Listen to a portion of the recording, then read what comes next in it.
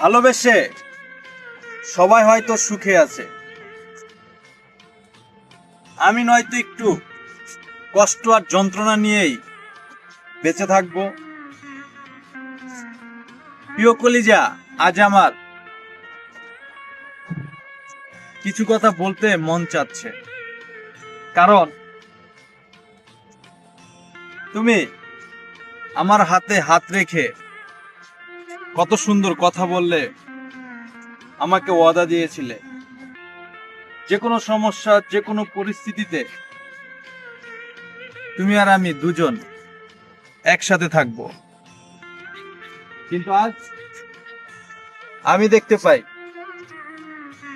নতুন ভালোবাসার মানুষকে নিয়ে খুব সুখে ও শান্তিতে আছো, আর আমি তোমার কথা ভেবে আজও তোমার অপেক্ষায় আছি। আমার